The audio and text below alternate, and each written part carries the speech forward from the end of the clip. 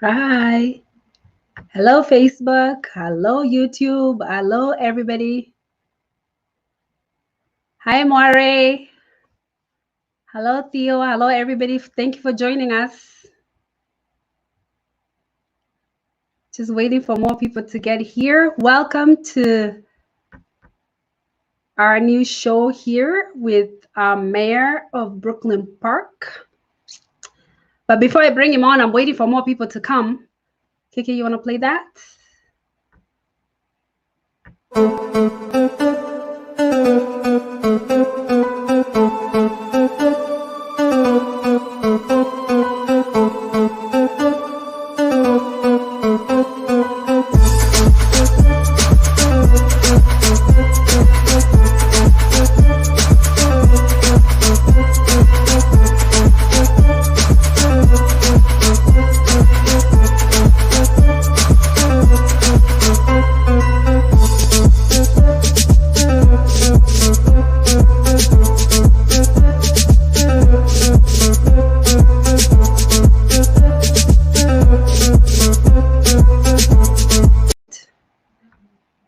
Hello, hello.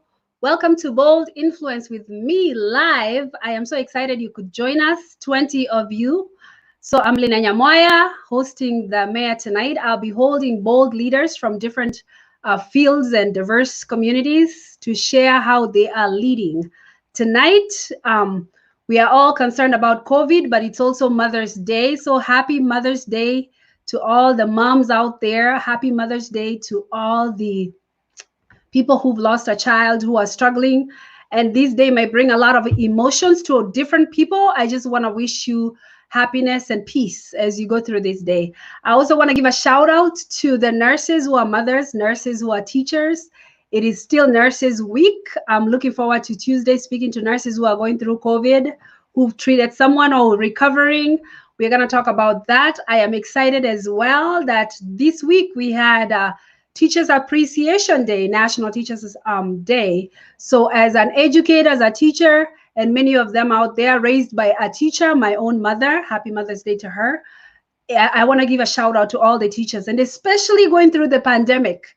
You guys know we appreciate teachers this time more than ever in our lives, especially if you have children and you've had to become a teacher on top of being a parent. So I am excited to that you joined me tonight. Thank you, all 30 of you. I am so honored that you could be coming. I know more people are going to come, but I think we'll definitely get started right away. And if you're wondering what this is about, is to listen to the leaders who are leading our communities and to hear how they're doing it during this pandemic, and to also know what tips they have for the community to stay safe, what tips they have for us as we engage with each other and try to do this virtual thing of social distancing, but also to figure out what resources are there for their residents in their communities.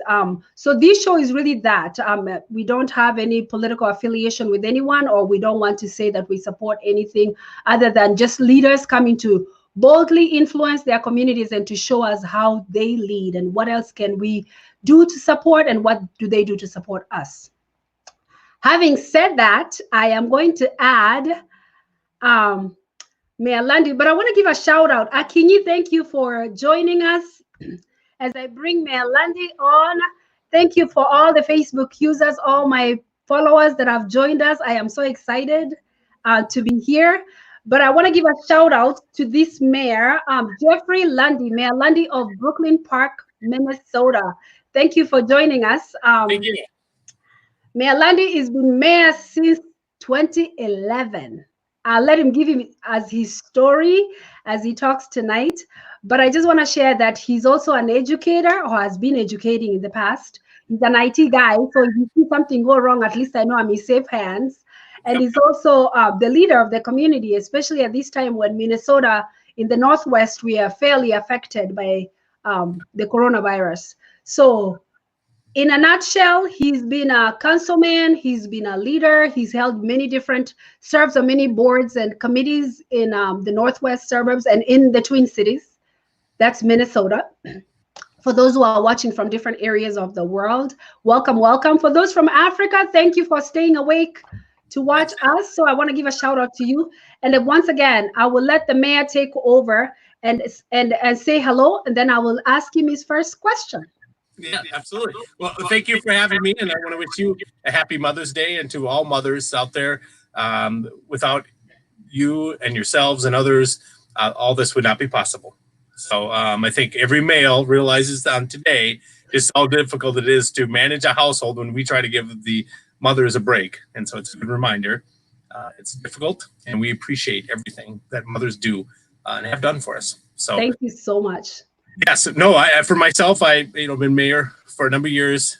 And so just really kind of concentrate. If you look behind me, you'll see lots of merchandise. I've actually was international business for about 10 years. I traveled the world, different cultures. I still have a box of the old, this is going to date me, the pen pal letters. Wow. I remember those really thin, yes, those thin paper that you would send airmail. I had pen pals all over the world. And so I don't know if that was foreshadowing the fact that in some ways I feel like I was fated to be mayor of Brooklyn Park, the most diverse large city in Minnesota, with so many valuable immigrants and so many stories. I don't know. I feel like this is my home, right? This is what I've always loved, is meeting people, different cultures. I love that. Well, thank you for joining us. We are truly honored, Mayor Lunde, for coming. Obviously, you like to be called Jeff. Tonight, yes. You're Mayor Lunde to the world. My first question then is, like I said, why did you come on here? Is really, we want to know who's Mayor Lunde. And having been in this seat for so long, there's a humanity piece that is very interesting to the rest of us that we don't know. So as your residents, those who are watching across worlds, who is Mayor Lunde? Yes, no, he's somebody who I like to get stuff done. All I care about. Every piece of campaign literature always has the results. And for me, to get stuff done in Brooklyn Park with so many different cultures and so much diversity. Our diversity is diverse. I like that phrase because we have so many different cultures. Is I really like to go in depth and engage. And this COVID virus killing me because I can't engage with people because I'm so face to face that I love to go to community gatherings. And I know it's very difficult for African communities here and afar whose face to face that's the way of life. Yeah. That is not the way of life under COVID. And so that's kind of who I am. I love talking to people. I love exploring different things. Okay.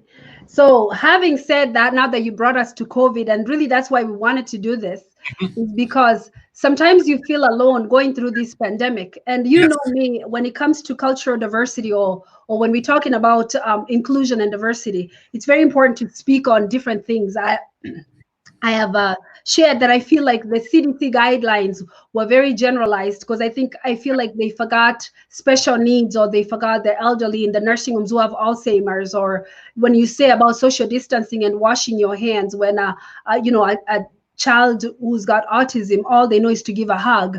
It's very difficult, but we have all those in your community. And then to bring it down more to the biggest challenges of where as Black people or Black males wearing a bandana or like a soft cloth can easily be mistaken for belonging to a gang and things like that.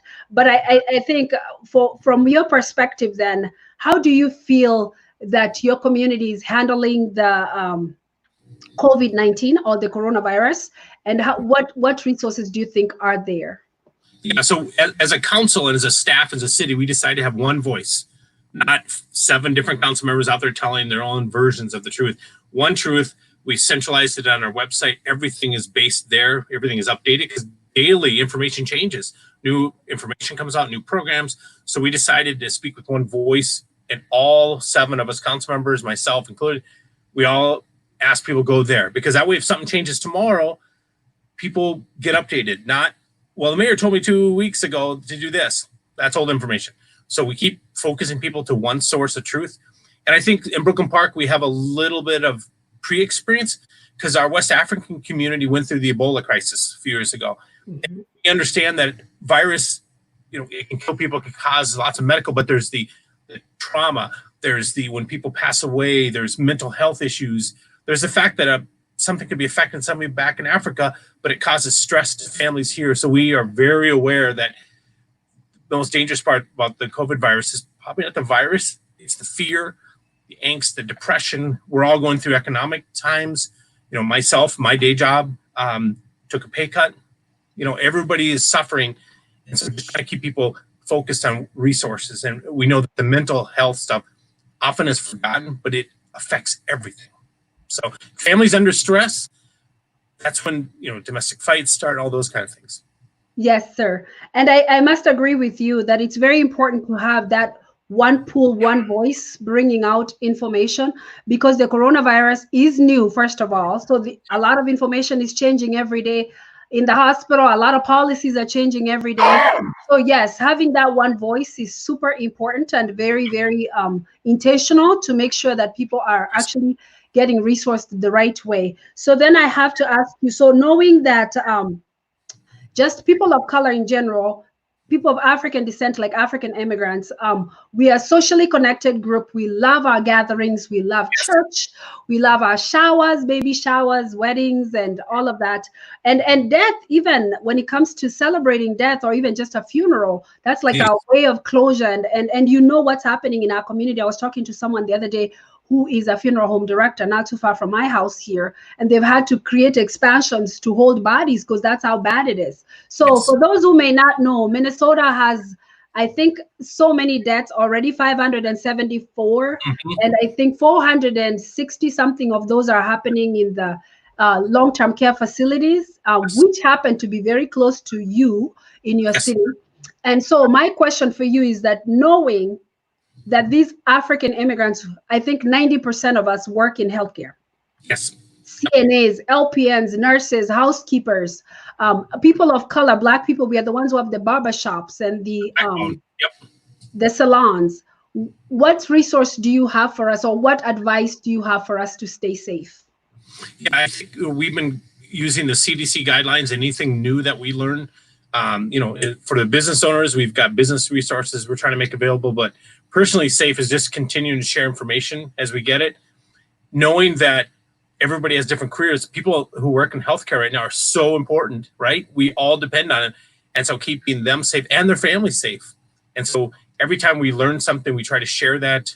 We apply that principles to our police department, our fire department. Every type of piece of information, we believe the more information is better. And so anytime that we can get hold of resources, whether it's masks, whether it's just information, I think the decision by the state to allow daycare to be open for first responders and healthcare professionals was important, because if you've got 3 kids at home, you can't go to work. We need you at work, so we need to provide those. So thankfully, we have some of those options available. So because you're the professional, I can't go take care of people. I don't have the expertise, I don't have the knowledge, experience. But if I can find a way to take care of childcare, you can put your expertise to use. That's what we want to do. I like that. And then I was actually startled by the numbers. I looked earlier today, and it was like 1,300 healthcare workers in Minnesota. 1,300. That's a lot of people. Those are doctors, nurses, pharmacists, everything. But I think it kind of goes to say also, once again, the people that are affected. So going down, I think to stay safe, we have to remind even our watchers that nothing changes from washing your hands, social distancing, obviously stay home if you are sick or unwell.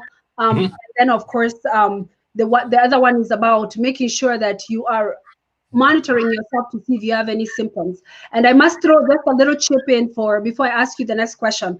For our people that are watching, especially different communities, being that the coronavirus is new, we are seeing a lot of different symptoms. We are seeing people complaining of nausea, vomiting, blood clots, strokes, loss of taste or smell.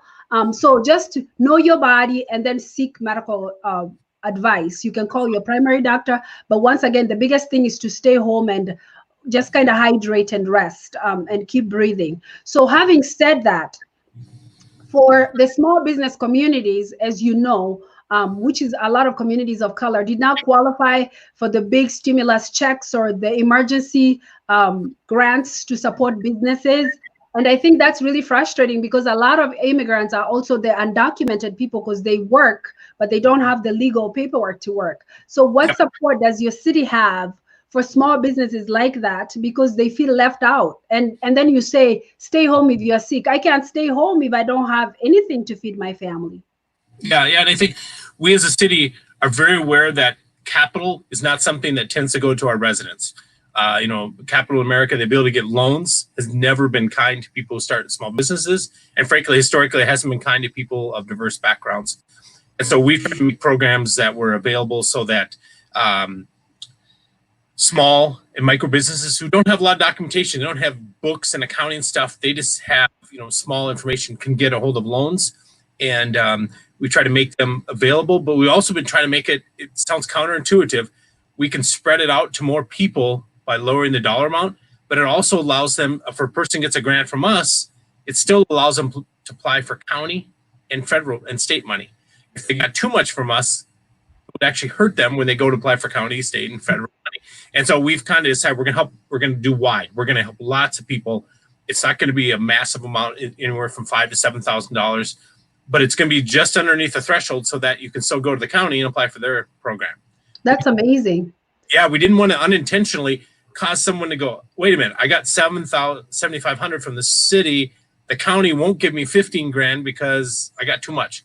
So we've made a decision last week to keep it a little bit under the threshold and try to help people, knowing that the difference between 6,900 and 7,000 may not seem like a lot, but it would stop you from being able to apply for other grants. So we're trying to be aware, and I'm not going to act like we're perfect. We're learning like everyone else. But yeah. That's amazing and totally commendable. And of course, I didn't know about it. But for those who are watching and you're a resident of Brooklyn Park, how can they get a hold of that grant, the latest support for small businesses then? The best way to do it is, and it's our COVID page, which is brooklynpark.org/COVID-19. I want to make sure I got that right. If you go to brooklynpark.org, we have a link on the top, takes you to the COVID page. It has resources that are available for renters, people who are just trying to struggle to pay rent, pay mortgage, food. So if people are like, hey, I can't get the food, all those kind of things, and then businesses. And so you click on those links and it'll take you to the people. And there is we have an emergency operations center stood up where there's a staff who keep this updated, and they're a center point. There's a police officer, there's a fire, and their whole job is to keep that information clean, factual, and up to date. So that's why that website is our home base. I go there to learn what's new before I tell anybody anything, and I always tell them, here's the link, keep going back, because things may change. Right. I was privileged. I had a little chat with Congressman Phillips a couple weeks ago. We did kind of like a Zoom meeting. We did a recording, and we talked about there's lots of things coming out, and not all the rules are written, so things are in flux. And so awesome. Just want to make sure our people have the opportunity to apply for stuff. So I see my brother Sam Mwangi from Global Fatherhood is watching. So share that with your network. There's money with Mayor Lunde. You just gotta go to the website and let the people know. I think Maury, you live in Brooklyn Park, so check that out. There's a question by one of our viewers. What kind of resources are available to nurses or healthcare workers who have tested positive at work? Yeah, I think the best thing to do is go to that webpage. There's a phone number on there. Our firefighters, every single firefighter we have is an EMT. A lot of them are actually ambulance trained, so paramedics. We are putting all those kind of medical questions right to the firefighters and to the medical professionals. And if you notice, I'm not answering the question because I'm not a medical professional. So the best thing I can do is get to that webpage. our fire chief is the leader of that page. He's an EMT and a paramedic. They have access to the latest medical information and resources because they have to track it too. Our firefighters go out to we do medical calls. They go out to a resident who may be experiencing something that may be COVID related. All of them have to follow the same protocols. So it may sound like I'm not answering, but I'm actually answering the best answer I can, which is go to that page. There's information to get out there and they'll get answers, and you'll get an answer from a medical professional. And we have another viewer asking, so there's money in Brooklyn from Brooklyn Park for illegals? I do not know about that. So I don't want to say yes or no, because I don't know if inside our grant, if we said not yes or no. So I don't believe typically Brooklyn Park doesn't ask for proof of your citizenship historically. I don't know how the county is handling it. So I don't want to say the county, the state, other resources that we actually do our pass-through agent. It's a great question. I don't know. And whenever I don't know something, I prefer to find the answer. But I can find the answer and I will get back to you, Lyna, and that way you can share with your network. Okay, we will post that as soon as you give it to us. So then I have another question before we go. Why is it important for the residents to do the census? Oh, because everything is based off the census. So when we talk about resources we get from the federal government or state, the census data is used for everything. They call it census track. They use zip codes and they try to find out information. And so if we are not getting all of our people out there to be counted, guess what? Money goes elsewhere. And that's the same rule. If you're not there, kind of what I have said many times, rules are made by those who show up. Rules are made by those who count.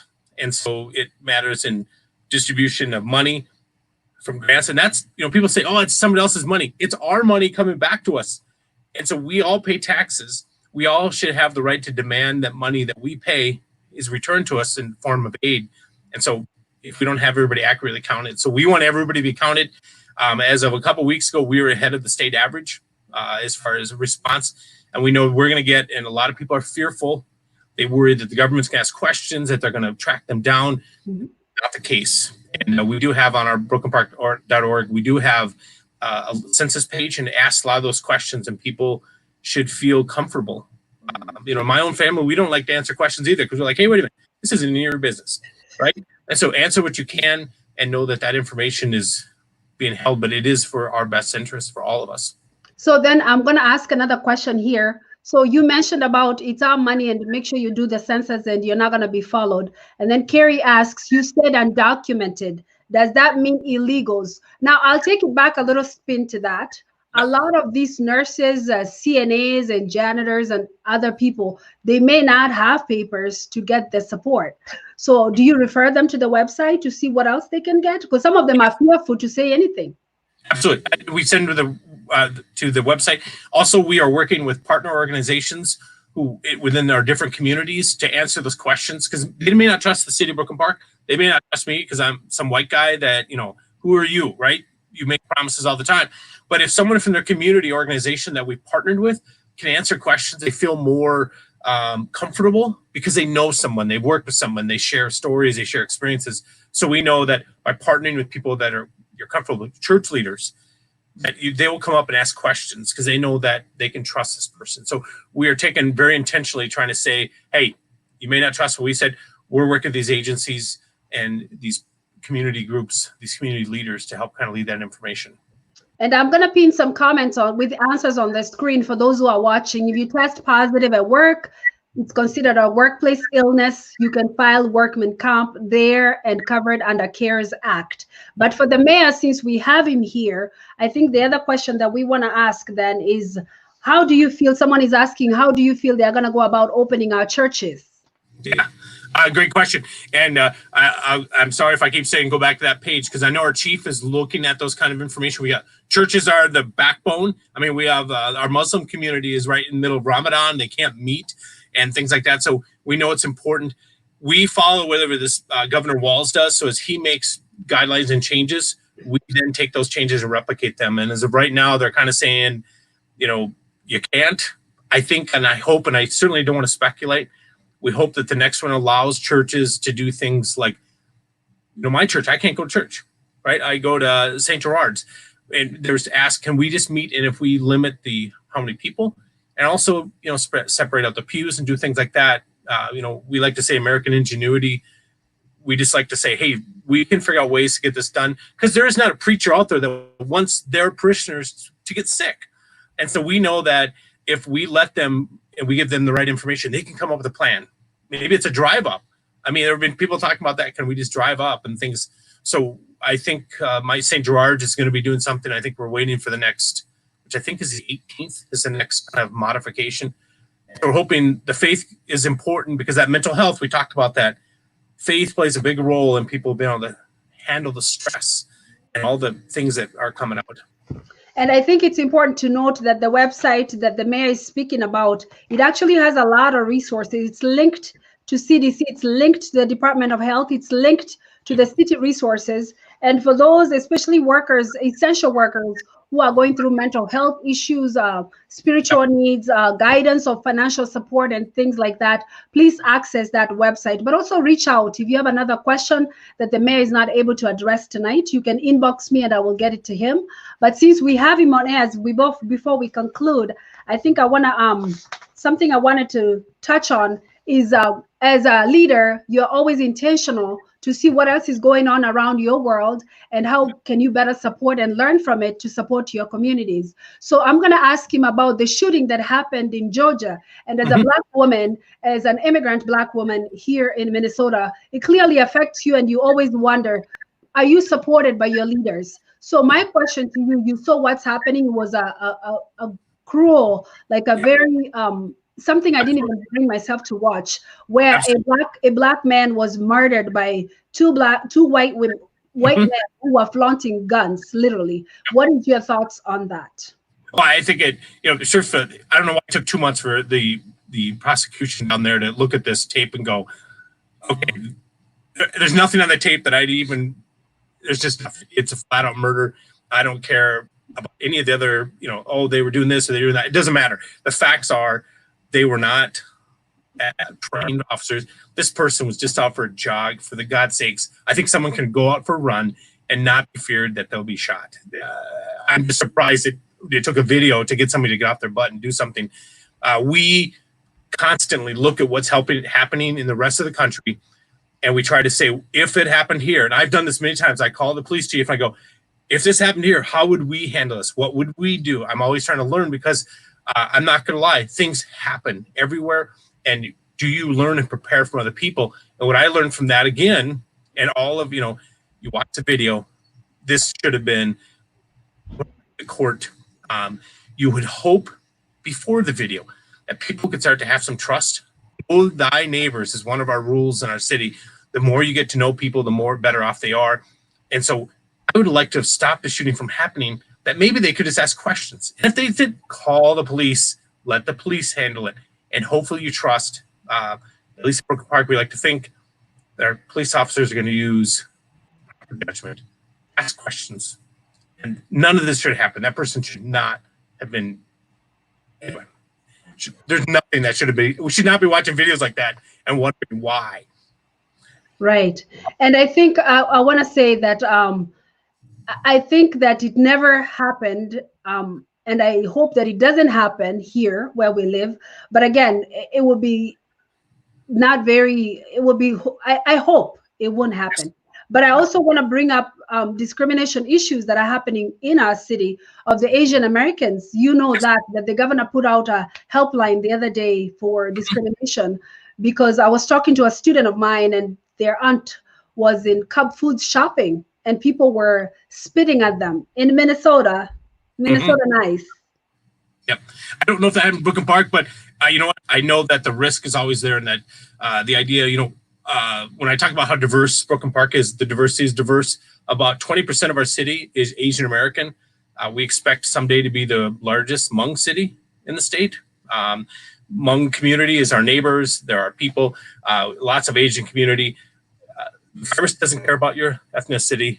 It didn't come, you know, the name, everything. It kills without regards to whatever your backgrounds are. And so I think the idea that anybody would, and a lot of it's that misinformation, you know, but people don't understand things, right? That lack of factual information.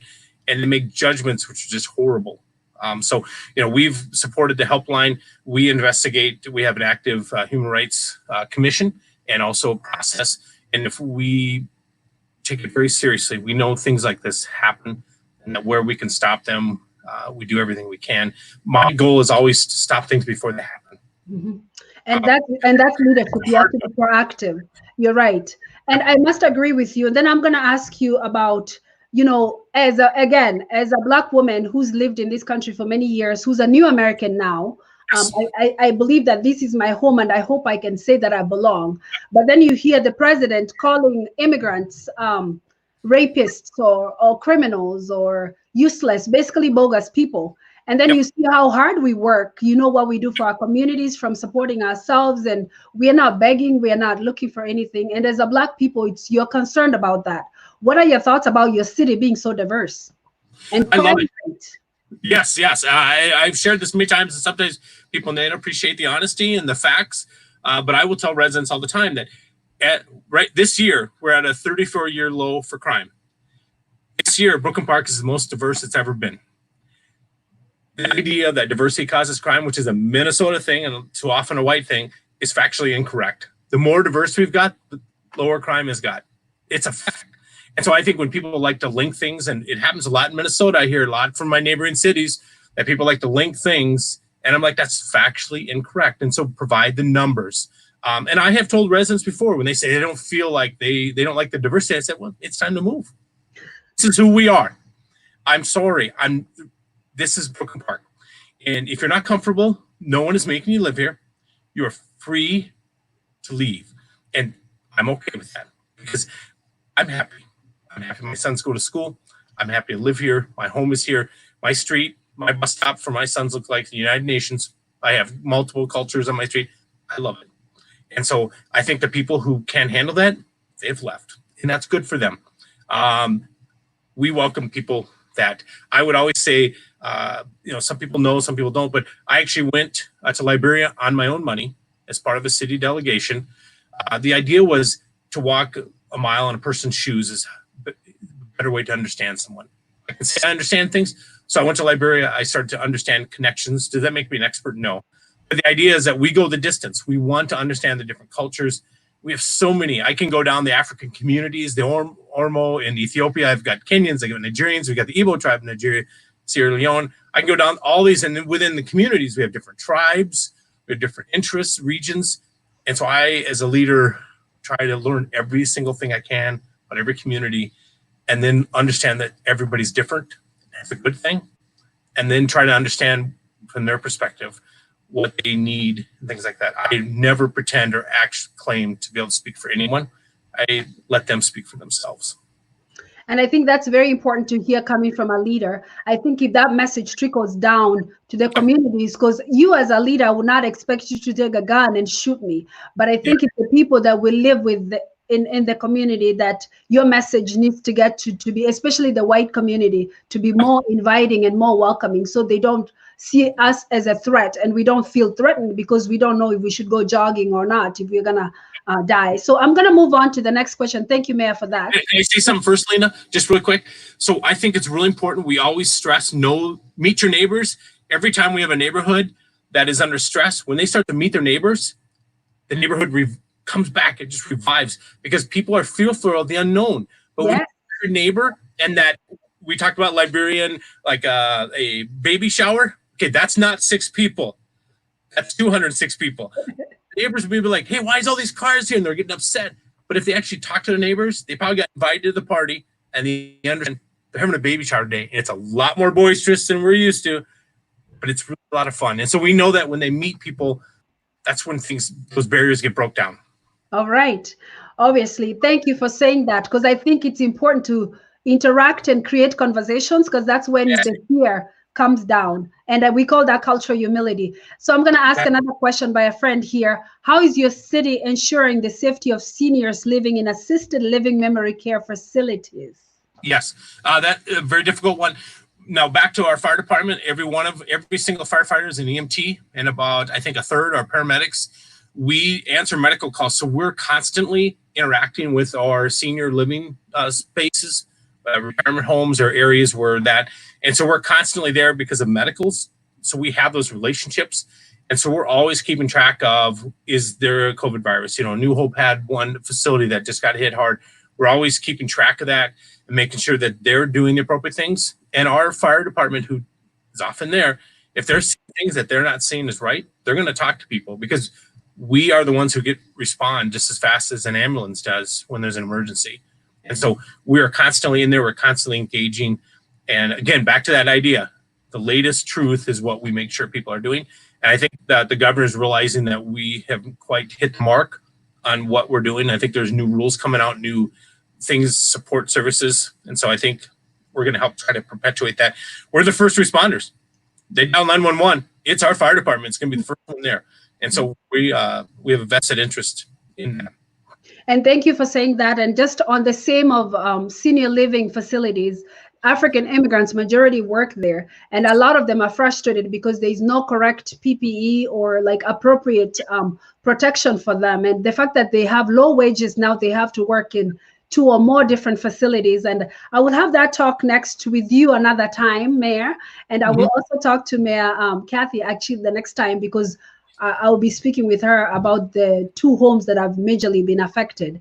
And having said that, you know me, I love leadership nuggets. Unless you have a comment or something to add, what are your parting words of wisdom to your community and also to the young people like my daughters who are watching you somewhere? Yeah. I always tell people, why did I get involved? Why did I run for mayor?